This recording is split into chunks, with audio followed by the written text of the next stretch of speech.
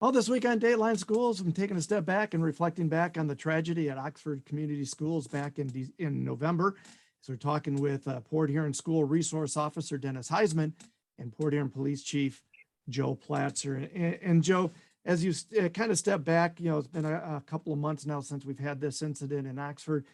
What have you learned about that? And what does our community and our parents need to know of what we should be doing to help make sure we keep our kids safe and our schools safe as well? Like we've mentioned all week, our students, our staff are our number one priority.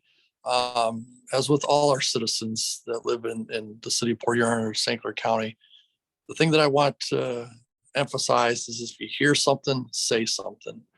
No tip goes unanswered. We look into everything, and it's very important that if you hear something, if something's not sitting right, please contact the police department immediately, and we will get investigators to look into the information. And we would rather that the tip turns out to be nothing and don't think that you're bothering us. And if nothing was said and it turns out to be on a big scale like we've seen in Oxford, we would never want someone not to say something. So see something, say something. And Dennis, you're in the buildings. What's the best way for students and or parents really to contact somebody or to give out a tip anonymously? So in our schools, the best way to do it is talk to, if you're a student, talk to a teacher, talk to your counselor and administrator, myself or Officer Phillips. If you see us, that's the best way is get in contact with them.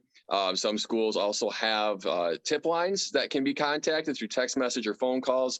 And the OK to Say through the Michigan State Police is another great resource to get that information to law enforcement. So like the chief said, we can investigate all these tips and make sure that they aren't true and or stop something if something is in the plans. Great. Well, gentlemen, we appreciate everything you do to keep us safe and your diligence in serving our community. We thank you. Thanks for having us. For Dateline Schools, I'm Terry Harrington. Dateline Schools is a production of Saftey.